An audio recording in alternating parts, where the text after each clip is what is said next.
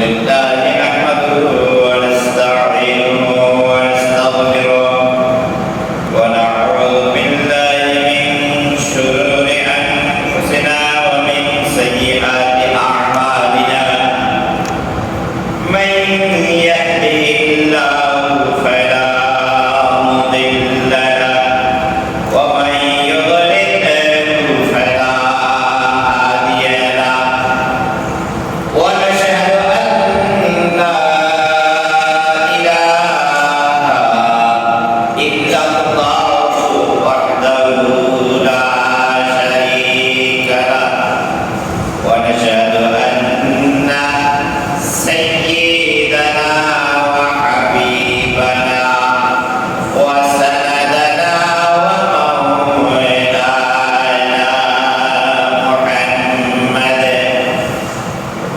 أرسل رسوله بالحق بشيرا ونذيرا وداعيا إلى الله بإذنه وسراجا منيرا فقد قال الله تعالى في القرآن المجيد والفرقان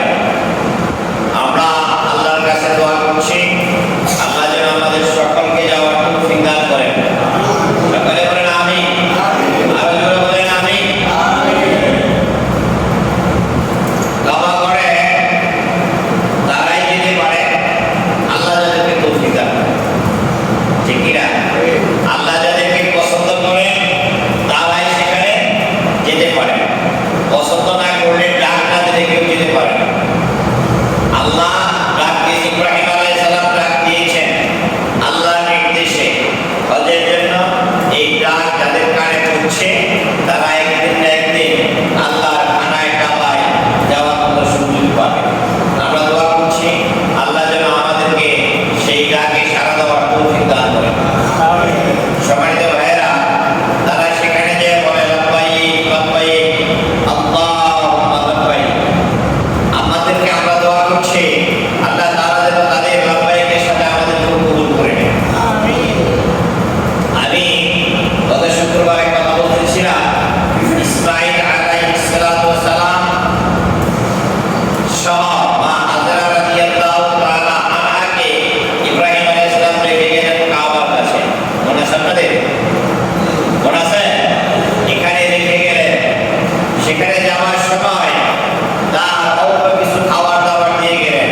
খাবার নাই, কোনো পানির ব্যবস্থা নাই, কিছুই নাই। পানির ব্যবস্থা করে দিলেন কে? কে করে দিলেন? এই অবস্থায় রেখে যাওয়ার পর ছেলেটা যখন একটু বড় হলো, বাজারে ঘাটে বাবার সাথে যেতে পারে, এই পর্যন্ত তত্ত্বাবধান করে লালন পালন করেছেন মা। লালন পালন কি করেছেন? মা। আপনাদের কাছে জানতে চাই, এখন যে ছেলেকে সুপ্ত অবস্থায় মায়ের সাথে রেখে গেলেন, মা লালন পালন করলেন, এখন অধিকার বেশি মায়ের না বাবা? বলেন বলেন, অধিকারটা কার বেশি? মায়ের। বুঝতে সমস্যা হচ্ছে আপনাদের? সমস্যা বিচারটা বুঝতে সমস্যা হচ্ছে। এতদিন পর্যন্ত লালন পালন করলেন, দেখাশোনা করলেন মা, আর একটু বড় যখন হলেন তখন একটা অধিকার যদি বলা হয় তাহলে অধিকারটা কার বেশি? যেটা বলেন আল্লাহ রাব্বুল আলামিন বলেন ফালাম্মা বালাগা মা'আহু সা'য়া ক্বালা ইয়া বুনাইয়া ইন্নী আরা ফিল মানামি আন্নী আযবাহুকা ফানজুর মাযা তারা। আল্লাহু আকবার। ছেলেটা যখন বড় হলেন, বাবার সাথে চলতে ফিরতে পারেন, বাজার ঘাটে যেতে পারেন, এই সময় তার বাবা ইব্রাহিম এসে বললেন, বাবারে আমি স্বপ্নে দেখলাম আমি যেন তোমাকে জবাই করতেছি। তার মানে হলো আল্লাহ রাব্বুল আলামিন নির্দেশ দিয়েছেন তোমাকে জবাই করার জন্য, কুরবানি করার জন্য। ফানজুর মাযা তারা, এখন তুমি তোমার অভিপ্রায়, তোমার মতামত ব্যক্ত করো, আমি এখন কি করতে পারি। ইব্রাহিম আলাইহিস সালাম তার স্ত্রীর কাছে যে বললেন, বিবি গো, আল্লাহ আমাকে নির্দেশ দিয়েছেন তোমার সন্তানকে কুরবানি করার জন্য, তুমি এখন বলো আমি কি করব। প্রশ্নটা সহজ না কঠিন? বলেন। বিবির কাছে যে বললেন, বিবি গো, আল্লাহ আমাকে নির্দেশ দিয়েছেন তোমার সন্তানকে যেন আমি কুরবানি করি।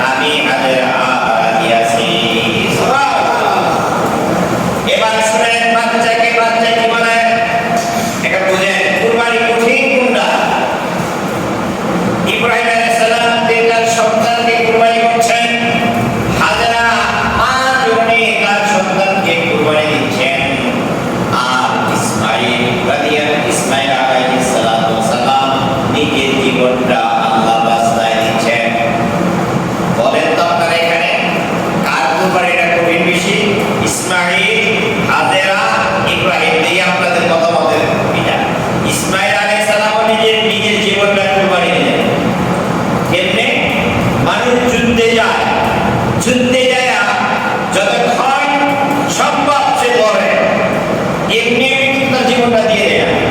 কথা বলেন, এমনি কি জীবনটা দিয়ে দেয়? শত্রুর বিরুদ্ধে যতক্ষণ তার শক্তি থাকে ততক্ষণ সে লড়ে। যুদ্ধে পেলাম, এই যুদ্ধে দেখলাম পাকিস্তানের সেনাবাহিনী যখন শহীদ হয়েছে, লাল বাবার কাছে নিয়ে যে বাবা জিজ্ঞেস করেছে, আমি আপনাদের কাছে জানতে চাই আমার সন্তানের গুলি কি পিছনে লেগেছে না সামনে লেগেছে? যদি গুলি পিছনে থাকে এই সন্তান আমার কাছে নিয়ে এসো না। কত কঠিন কথা! আমার সন্তানের গুলি যদি পিছনে লেগে থাকে তাহলে এই সন্তান আমার কাছে নিয়ে এসো না। তার মানে সে পিছলা হয়ে দৌড়েছিল। আর যদি সামনে থাকে তাহলে সন্তানকে নিয়ে আসা আমি সাদরে গ্রহণ করবো। তার মানে সে যতক্ষণ জীবন ছিল দেশের জন্য সে লড়ে গেছে। ঠিক আছে, পরিশেষে দেখা গেছে গুলি 22টা সব সামনে দিক থেকে, পিছনে কোনো গুলি নেই। তার মানে সে তার জীবনটা যতক্ষণ ছিল সে পিছলা হয় না, দেশের জন্য সে লড়ে গেছে।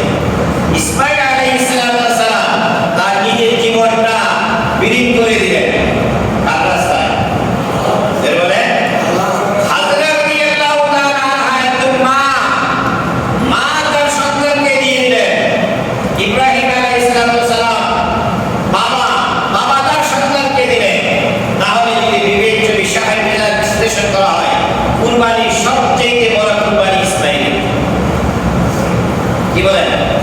আর ইসমাঈল আলাইহিস সালাম কুরবানিটা কিভাবে দিলেন?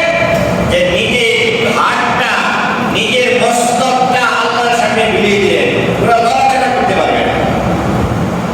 ইসমাঈল আলাইহিস সালাম বাবাকে বললেন, বাবা আপনি যদি আমাকে কুরবানি করেন তাহলে আমার হাতটা আপনার আমার পাটা ভালো করে বেঁধে নেন। যখন কুরবানি হয়ে যাবে হতে পারে আমি যন্ত্রণায় হাত পা নাড়াচাড়া করতে পারি, আর যদি হাত পা নাড়াচাড়া করি আল্লাহর হুকুমে আমার বিরুদ্ধে হয়ে যাবে। কাজেই আব্বা গো আপনি আমার হাত আর পাটা ভালো করে বেঁধে নেন। ইব্রাহিম আলাইহিস সালাম তার কথা মতো হাত আর পাগুলো সুন্দর করে বেঁধে দিলেন। আল্লাহ রাব্বুল আলামিন এখানে খুব করে বলেছেন, ইসমাঈল কি বলে কথাটাকে বলে ইসমাঈল আলাইহিস সালাম বলেন, ক্বালা ইয়া আবাতি ইফআল মা তু'মারু সাতাজিদুনি ইনশাআল্লাহু মিনাস সাবিরিন। আল্লাহু আকবার। ইসমাঈল বললেন, আব্বা আপনি যে আদেশ হয়েছে, আপনার প্রতি যে আদেশ করা হয়েছে তা আপনি পালন করেন, নির্দ্বিধায় আমাকে ধৈর্য ধারণকারীদের সাথে যাবেন। সুবহানাল্লাহ। দুজনেই রাজি হয়ে গেলেন। আল্লাহ রাব্বুল আলামিন কথা রেখে রেখেছেন, ফালাম্মা আসলামা, তাসনিয়া ফিয়া দ্বিবচন, আসলামা, তারা দুজনেই যখন সম্মতি হয়ে গেলেন, আত্মসমর্পণ করলেন, ওয়াতাল্লাহু লিল-জাবিন, এবং তাকে কায় করে শোয়ায় দেওয়া হলো।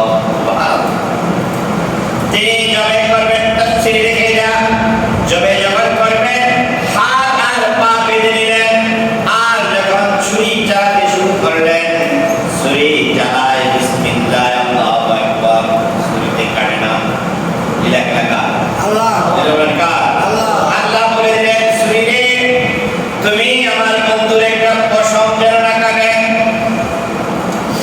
ইব্রাহিম দেখতেছেন, চাইতে দেখতেছেন তার ছেলের গলা কাটতেছে, কাটে না। ইব্রাহিম আলাইহিস সালাম রাগান্বিত হয়ে যখন ছুরিতে কাটে না, ছুরিটা ছুঁয়ে দিলেন। তার পাশে একটা পাথর ছিল, ছুরির আঘাতে পাথরটা দুইটা খণ্ড হয়ে গেল, কিন্তু ইসমাঈলের একটা পশম কাটতে পারে না। উঠেই কথা। এবার ইসমাঈল আলাইহিস সালাম বাবাকে বলে, বাবা তোমার আমার মধ্যে যে ভালোবাসা, পিতা পুত্রের যে ভালোবাসা, তুমি যখন আমার চেহারাটা দেখো তুমি শক্তি পাও না, কাজেই তোমার চক্ষুটা একটু বন্ধ করে দাও, বন্ধ করে আমার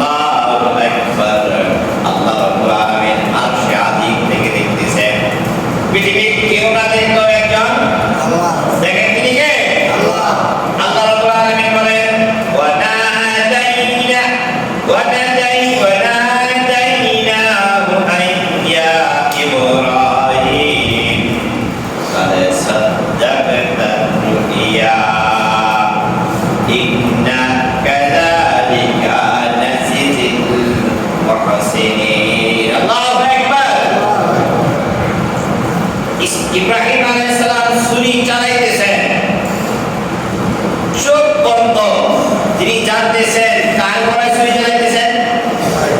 বলেন ইসমাইল। ইসমাইলকে তার সন্তান, বাবা সন্তানের গলায় ছুরি চালাইতেছেন। চোখ বন্ধ, তিনি তো দেখেন না। কিন্তু যখন দেখেন না, এর আগে ছুরির নিচে শোয়াইছেন তাকে। বুঝতে সমস্যা হয়? ছুরির নিচে শোয়াইছেন তাকে ইসমাইলকে।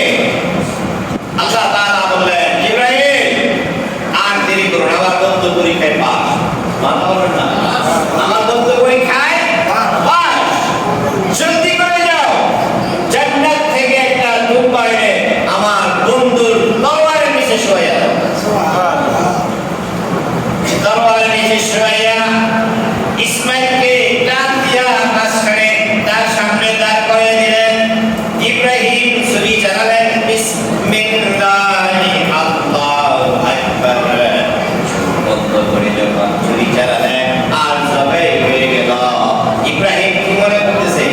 দুঃখ জবাই করতে মনে করছে না ছেলেকে? আমার আপনার মতন কলজা যদি হইল, ছুরিতে কাটার সাথে সাথে অজ্ঞান হয়ে পড়ে যেত। কি বলেন ঠিক কিনা? ইব্রাহিম দিব্যি ভালো মানুষ, চোখ খুলে দেখেন ইসমাইল তার সামনে দাঁড়ানো আছে আর দুম্বা জবাই হয়ে গেছেন। সুবহানাল্লাহ। এটাই ছিল প্রথম কুরবানি। এবং সেই যে দুম্বা জবাই হয়ে গেল, তারপর থেকে আমার আপনার জন্য এখন সেই রেওয়াজ হয়ে গেল দুম্বা কুরবানি করা। সুবহানাল্লাহ। পশু পাখি, পশু গৃহপালিত পশু জবাই করা, কুরবানি করা, এটা আমার আপনার জন্য ওয়াজিব হয়ে গেল। সুবহানাল্লাহ। এখন এই কুরবানি যখন করতে যাবে, ইসমাইল আলাইহিস সালামকে হাজরার কাছ থেকে বিদায় নিয়ে যাবে। কাবা হয়ে, কাবাগর থেকে মিনা হয়ে, জামারা হয়ে সে মিনায় যাবে। জামারা হয়ে মিনায় যাবে। এই জামারার কাছ দিয়ে যখন যায়, তখন শয়তান তাকে ওয়াসওয়াসা দেয়। কাকে ওয়াসওয়াসা দেয়? ইসমাইলকে ওয়াসওয়াসা দেয়, বেটা তুমি কি তোমার বাবার লগে যাইতেছ? প্রথম ওয়াসওয়াসা দেয় হাজরা রাদিয়াল্লাহু তাআলা আনহাকে। বড় জুব্বা পরে, সাদা দাড়ি নিয়ে, ভালো পাগড়ি নিয়ে হাজরার কাছে যায়। এই জীবন ধরা পোলা পাল্লা, আর এই পোলা জমে করে দেখে তোমার জমে দিয়েছে। এই কাম হইল ফিরাও না। হাজরা রাদিয়াল্লাহু তাআলা আনহা মানুষ তো, মানুষ তো, তার মনে একটু দাগা লাগে লাগে ভাব। তখন তার দিকে তাকায় দেখে তার কোনো ছায়া নেই। যে ধোকাটা দিচ্ছে, আপনি হাঁটবেন, আপনার ছায়া হবে না? কি বলেন? আপনি যখন হাঁটবেন, আপনার ছায়া হবে না? হাজরা রাদিয়াল্লাহু তাআলা আনহা দেখেন এত বড় যুব্বা পরনে, এত বড় দাড়ি, আল্লাহর ওলি গেছে মনে হইতেছে, দেখেন তার ছায়া নাই। তখন তিনি সাথে সাথে আস্তাগফিরুল্লাহ বললেন, আর শয়তান চলে যেতে পারত। হাজরাকে ধোকা দিয়ে পারে নাই। জামানার কাজ দিয়ে যখন যায়, তখন কি গাড়ি ছিল? কি বলেন? গাড়ি ছিল? গাড়ি ছিল না। ওই জামানার কাজ দিয়ে যখন যায়, যারা হজে গেছেন তারা দেখছেন, অথবা যারা যাবেন তারা দেখবেন, জামানা যেই জায়গাতে যে শয়তান যে পাথর মারে, এদিক দিয়ে যখন যায়, তখন ইসমাইলকে ধোকা দেয়। তোমার বাবার লোকে যেতেছ, তোমার তো দর করবি। দেখো ইসমাইল আলাইহিস সালাম পাথর দিয়ে ঘিরে দিয়েছিলেন, শয়তানকে ঘিরে দিয়েছিলেন। ঘিরে দেওয়ার কারণে হাজরা রাদিয়াল্লাহু তাআলা আনহার দৌড়, আপনাদের মনে আছে? কোথায় দৌড়ালেন? সাফা আর মারওয়া। কোথায় দৌড়ালেন? সাফা আর মারওয়া। তার দৌড় ইসমাইল আলাইহিস সালাম পাথর মারলেন, ঢিল দিলেন। ইসমাইলের পাথর মারা, ইব্রাহিমের কুরবানি, সবগুলো আল্লাহ তাআলার কাছে এত পছন্দ হয়ে গেলেন, কিয়ামত পর্যন্ত আনেওয়ালা মানুষের জন্য এই কাজগুলো হজের জন্য চালু করে দিয়েছেন। সুবহানাল্লাহ। মানুষ এখন যায়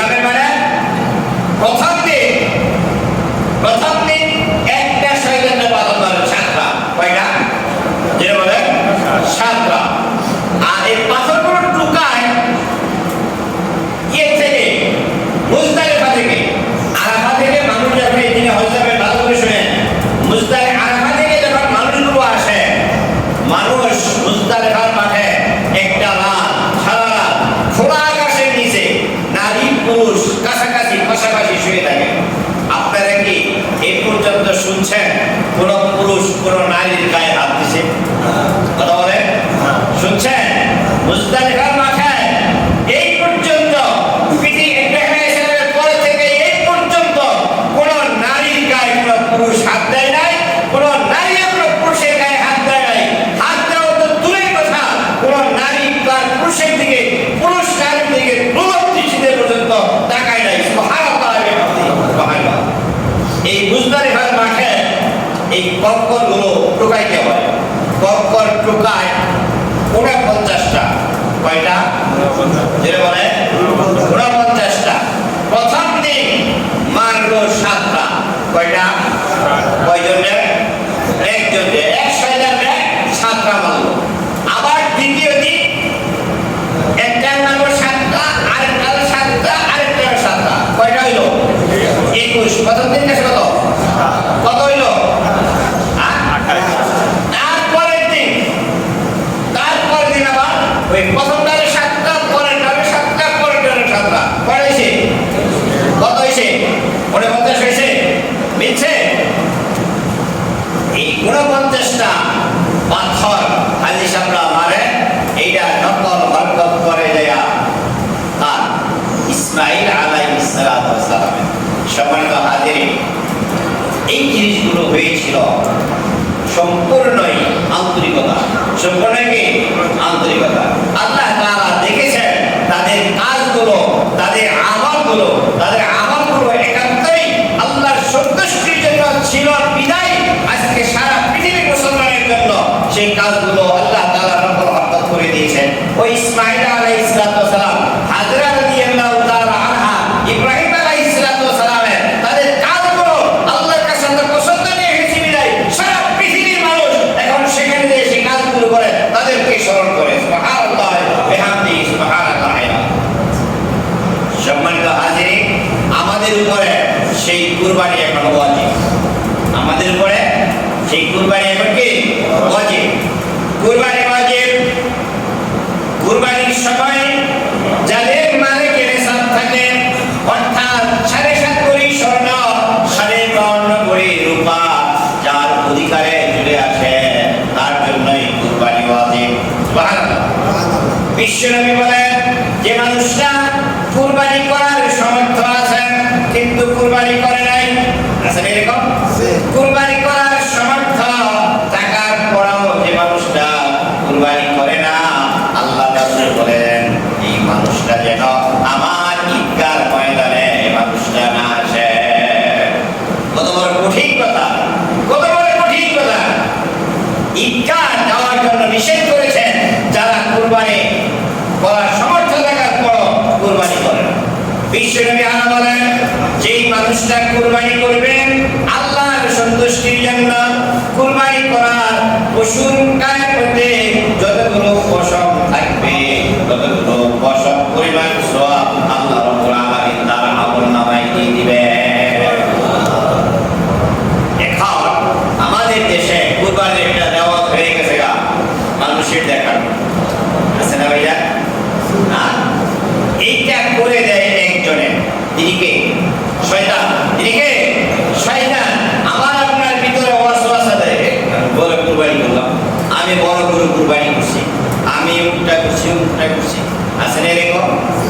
এইগুলা শয়তান ওয়াসওয়াসা দেয়। শয়তান ওয়াসওয়াসা দিলে ফল কি হয়? ফলটা হয় আমার আপনার যে কুরবানি করলাম, কুরবানি করার জন্য যে নিয়ত করেছি এই কুরবানিটা নষ্ট হয়ে যায়। আর শয়তানের কাজই হলো যে মুমিনের আল্লাহর বান্দাদের আমলকে নষ্ট করে দেওয়া। শয়তানের কাজ কি? আল্লাহর বান্দাদের আমলকে নষ্ট করে দেয়। এটি হলো শয়তানের সবচেয়ে প্রধান কাজ, সবচেয়ে বড় কাজ। সম্মানিত হাজিরিন, আমরা যাদের কুরবানি করার সামর্থ্য আছে আমরা কেউ যেন কুরবানি করা থেকে বাদ না করি। আমরা যেন সবাই কুরবানি করি। পারবো তো ইনশাআল্লাহ? আল্লাহ তৌফিক দান করে সকলে বলেন আমিন। এবার আসি কুরবানি কিছু মাসলা মাসাইল নিয়ে। কুরবানি কিনতে যায় কেউ বলে নষ্ট থাকে না, বুজুর্গ দেখায় যে দেখছে এইটা যে কুরবানির জন্য কিনা। আসলে এরকম আমি জানতে চাই যে টাকা দিয়ে কুরবানির পশুরা কিনবেন, এই টাকাটা কি সিরাফাটা? কথা বলো না কেন? এই টাকাটা কি সিরাফাটা? সিরাফাটা না হলে আপনি সিরাটা কিনবেন কেন? উত্তরটা শুধু না, টাকাটা যদি সিরাফাটা না হয় তাহলে আপনি সিরা কিনবেন কেন? সন্দেহ মুক্ত ভাবে আমরা কুরবানির পশু কিনবো, পারবো তো আমরা ইনশাআল্লাহ। ছাগল, দুম্বা, ভেড়া, বকরি যা আছে এটা একজনে একটা। কয়জন একটা? এটা বলে একজনে একটা। অনেক জায়গাতে আছে দুইজনে মিলা একটা বাগানে আছে, এরকম দুইজনে মিলা এক বাগানে। সাত গরু, মহিষ, ওট এগুলো এক থেকে নিয়ে 7 জন, বলেন বলেন, এক থেকে নিয়ে 7 জনের পর্যন্ত কুরবানি দেওয়া যায়। এখন অনেক জায়গা দেখা যায় যে দুই ভাইয়ে মিলে এক বন্টন নেই, এই কুরবানি হবে না, এই কুরবানি হবে না। কারণ হলো তার নিয়তটা থাকে বুঝতে, তার নিয়তটা থাকে কি পরিষ্কার না কথাটা? দুই ভাই মিলে যদি এক বাগানে তাহলে কি নিয়তটা বুঝতে, এই কুরবানি হবে না। গোশত খাওয়ার নিয়তে কুরবানি করলে ওই কুরবানি হবে না। যেই গরুর চোখের দৃষ্টি 3 ভাগের 1 ভাগ নাই, যেই গরু 3 পায়ে ভর দিয়ে চলতে পারে না, যেই গরুর কান 3 ভাগের 1 ভাগ নাই, এই গরু দিয়া এটা দিয়া কুরবানি চলবে না। যেই গরুর জন্ম থেকে শিং নাই, এই গরু কুরবানি চলবে। যেই গরুর জন্ম থেকে কান নাই, এই গরু কুরবানি চলবে না। কথা পরিষ্কার? যেই গরুর জন্ম থেকে শিং নাই, দেখবেন কিছু গরু আছে একেবারে মুঠি মুঠি, মানে শিং কোনো মতো দেওয়া হয়, এই গরু দ্বারা কুরবানি চলবে। আর যেই গরু জন্ম থেকে কান নাই, এই গরু দ্বারা কুরবানি চলবে না। মাসলা পরিষ্কার? গরু কেনার পরে আর কিছু মাসলা আছে, গরু কেনার পরে হারিয়ে গেছে, হয়নি? দেখো, গরু কেনার পরে হারিয়ে গেছে, তাহলে যদি ক্রেতা যদি ধনী হয় তাহলে আর তার কিনা কুরবানি দেওয়া লাগবে না। পরিষ্কার ভাষাটা? আর যদি গরিব হয় তাহলে তার আরেকটা কিনা দেওয়া লাগবে।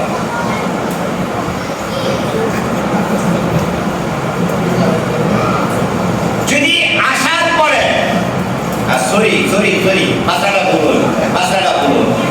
গরিব কুরবানি পশু কেনার পরে মাসালা পশু যদি হারিয়ে যায় তাহলে যে গরিব তার আর কিনতে হবে না, আর যে ধনী তার আরেকটা কিনে দেওয়া লাগবে। বুঝেছেন কথা? মাসালা এই যে কুরবানি পশু কেনার পরে যদি পশুটা হারিয়ে যায়, যে গরিব তার আর কিনতে হবে না, যে ধনী তার আরেকটা কিনে দিতে হবে। কিন্তু যদি ওই কুরবানি দিনের আগে দুদিন আবার আরেকটা কিনছে, এরকম আরেকটা কিনছে, আরেকটা কিনলে যে গরিব তার দুইটা দেওয়া লাগবে, যেটা হারিয়ে থেমে গেছে ওটা দেওয়া লাগবে, যেটা আমার পরে কিনছে এটাও দেওয়া লাগবে। কারণ মাতুরি বসে তার তো কুরবানি না কিনলো আর চলতো, না কিনলো আর চলতো, মাতুরি করে গেছে। আর যে ধনী তার একটা দিলে চলবে। কুরবানি পশু কেনার পরে যদি এই গরুটা দেখা যায় হালে ময়ে ভালো, গরুটা দেখতে ভালো, মানে কাজে ভালো, যদি ধনী হয় তাহলে এটা বদলায় আঁকা দিতে পারবে, আর যদি গরিব হয় তাহলে বদলানো যাবে না, যেটা কিছু দেবো। বুঝেছি মাসলা? যেটা কিনছে ওইটাই দেওয়া লাগবে। সমস্যা হচ্ছে? বুঝে সমস্যা হইতেছে? যদি কুরবানি পশু কেনার পরে যদি এই মালিক মনে করে না এটা দিয়া আমার গাড়ি বাবু দেবো ভালো হয়, তো গাড়ি বাবু কি নাই আমাদের আছে কি? মনে হয় আপনাকে মানে বাংলাদেশ অন্যান্য জায়গায় আছে, কিন্তু আমাদের এই গাজীপুরে এখন আর গাড়ি পাওয়ার মতন হাল চাষ করার মতন এখন আর মানে জায়গা জমি নাই। আমরা একসময় হাল চাষ করছি, বাদাম ক্ষেত বুনছি, ধান ক্ষেত বুনছি, পাট ক্ষেত বুনছি, এখন আর এটা নাই। মালিক যদি মনে করে যে এইটাতে এই কাজ ভালো হবে, পালে একটা আছে ওইটা দিয়ে দিই, এটা যদি ধনী হয় তাহলে দিতে পারবে, গরিব হলে দিতে পারবে না। মাসলা পরিষ্কার। আর একটা জিনিস মাসআলা আমরা বলি, কুরবানি নিজে যদি জবাই করতে পারে আলহামদুলিল্লাহ সমস্যা নেই। যদি ইমাম সাহেবকে নিয়ে এটা দেন তাহলে ইমাম সাহেবকে একটা সম্মানী ভাতা দেবেন এই জবাই করার বিনিময়ে। আর চামড়া ছোড়ার বিনিময়ে মাসলাটা একবারে বলি, ইমাম সাহেবকে জবাই করার বিনিময়ে আর কসাইদেরকে চামড়া ছোড়ার বিনিময়ে যদি কোনো ঘুষ করে এই কুরবানি এইটা দেওয়া জায়েজ হবে না। ইমাম সাহেবকেও একটা সম্মানী ভাতা দিবেন, আর আপনাদের ইমাম সাহেব তাকে ভালোবাসা আপনারা দীর্ঘদিন তার পিছনে নামাজ পড়েন সেই হিসাবে ভালোবাসা হিসাবে তাকে ঘুষ দিবেন, আর পারিশ্রমিক হিসাবে তাকে একটা হাদিয়া দিবেন। রাস্তাটা পরিষ্কার। সামাজিক যারা আছে, আমরা সমাজে কাজ করি, যিনি কুরবানি দেন তিনি ওই সমাজের মানুষকে প্রেশার ক্রিয়েট করবেন না। এই গড়ে শোন আসলে এরকম আছে বলে না, বুঝতে দিবেন কেমনে না, এটা বলা যাবে না, এই কথাটা বলা যাবে না। হ্যাঁ, যারা কুরবানি করেন নাই তাদের উদ্দেশ্যে সবার বলি, আমরা এক জায়গায় সমাজে বসবাস করি, একে অপরের দুঃখে দুঃখী, এক অপরের সুখে সুখে। আমার ভাই কুরবানি করছে, আমি করতে পারি নাই, আমি লগে থাইকা আমার ভাইয়ের কুরবানির পশুটা সুইটা বা পুস্তকগুলো কাইটা ঠিকঠাক করে দিই। আজ আলাদা কিন্তু দিক থেকে বললাম, আপনাদের বুঝতে কি সমস্যা হয়েছে? যিনি কুরবানি করবেন উনি মানে ধারণাগিরি করা যাবে না, মালিকগিরি করা যাবে না। আর কুরবানির পশুর গোশত আপনার বাড়ির পাশে কোনো হিন্দু যদি থাকে, সে যদি খেতে যায় তাকে দিতে পারেন, সমস্যা নাই। যদি গরুর গোশত খেতে চায় আপনি তাও দিতে পারবেন। এই মুফতি সাহেব মাথা ঠিক আছে? আপনার বাড়ির পাশে কোনো হিন্দু যদি থাকে, এই হিন্দু ভদ্রলোক যদি কুরবানির গরুর গোশত খেতে চায়, হিন্দুরা গরুর গোশত খেতে চায় আড়ালে আড়ালে, কি আরে সব আড়ালে আড়ালে, প্রকাশ্যে না। যদি আড়ালে আড়ালে খেতে চায় আপনার বন্ধু বান্ধব হিসেবে খেতে দিবেন, তাই আছে। আর খাসি হলে তো খেতে চাই। আপনার পাশের বাড়িতে যারা আছেন, প্রতিবেশী যারা আছেন, তাদেরকে দিয়ে তারপরে কুরবানির গোশত আপনি খাবেন। আপনাকে আল্লাহ তাআলা কুরবানির করার ক্ষমতা দিয়েছেন। বহু কুরবানিওয়ালা এমন আছে গোশত সবটুকু ফ্রিজে বলে কথা বলে আছে না নাই? ও ভাই যাই আছে ফ্রিজে বইয়ের গোশত খাওয়া যায় আছে না? যায় না। কুরবানি করার পরে কুরবানির পশু আলাম বানিয়ে ফ্রিজে দিয়ে দেয়, যায় আছে। আপনি কি কুরবানি করেন? বাজার থেকে দিয়ে হাতে সোনমন্দি বড় একটা গরু নিল, কি কুরবানি? কুরবানি মানে কি ত্যাগ করা। কুরবানি মানে কি ত্যাগ করা, মানে ছেড়ে দিয়া আপনি খাবেন। আপনি যদি পুরাটা খাইয়ে ফেলেন তাই আছে। কুরবানির পশুর চামড়া আপনি যদি ব্যবহার করতে পারেন যাই আছে, কিন্তু যদি বিক্রি করেন এক পয়সাও আপনার পকেটে ঢুকাতে পারবেন না। আসলে পরিষ্কার। কুরবানির পশুর চামড়া আপনি যদি ব্যবহার করতে পারেন যাই আছে, ব্যবহার করবেন, কিন্তু যদি ওরা বিক্রি করেন তাহলে এইটা আপনার একটা পয়সাও পকেটে ঢুকাতে পারবেন না। কুরবানির পশুর যারা ভাগে কুরবানি করবেন, ভালো করে শিখে রাখেন, ভাগে যারা কুরবানি করবেন, আমরা ইন্ডিয়া আমাদের মধ্যে পার্থক্য এতটুকু। ইন্ডিয়াতে আপনার এক দোকানে চা খেতে বসছেন, সাথে আরেক বন্ধু বলবে দাদা চা খাবেন, কিনে খান। ভাষাটা বলছেন কি বলে, দাদা চা খাবেন, কিনে খান। আর আমাদের দেশে আমরা 8-10 জন যদি বসি, চা অর্ডার দিই, চা খাইতেছে, সেখান থেকে একজনের বিল দিয়ে দিই।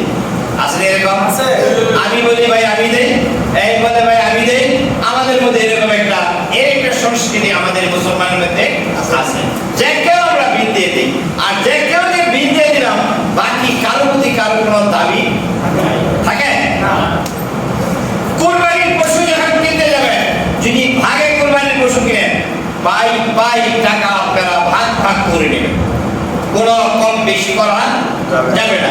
ঠিক তেমনি কুরবানির গোশত আপনি পালা দিয়া মেপে নেবেন। যে বাহাকাই যখন সভাপতি উনি বললো যে আরে মাথাটা আমার দিয়ে দে, জানিস নাই জানিস নাই মাত করতে হ্যাঁ তার মাথাটা দিয়ে দেবেন, এটা জানিস নাই।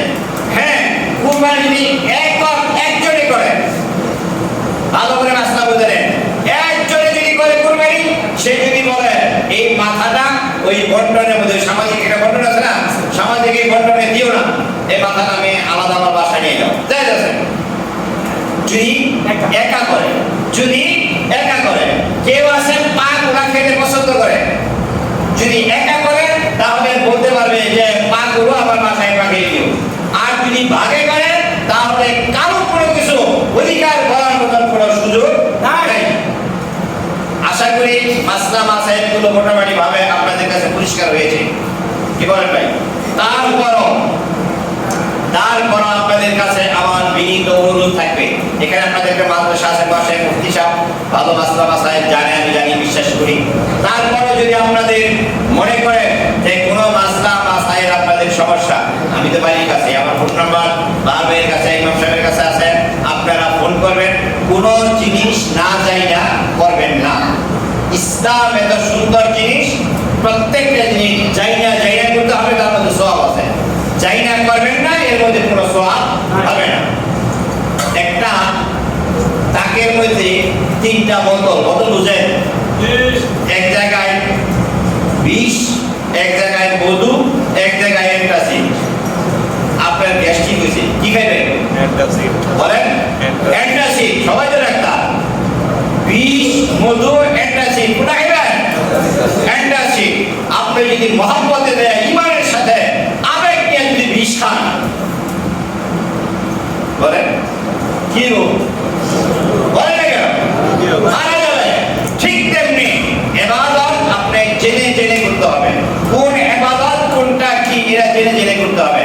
আপনি যদি বলেন যে হাজী সাহেব উনি মুরব্বী সর্বজন শ্রদ্ধ ব্যক্তি, উনি মাতার কথা কইছে, না দিলে মানকে মুখ দেখা যায়, বিশেষ তো এরকম না দিলে মানকে মুখ দেখা যায়।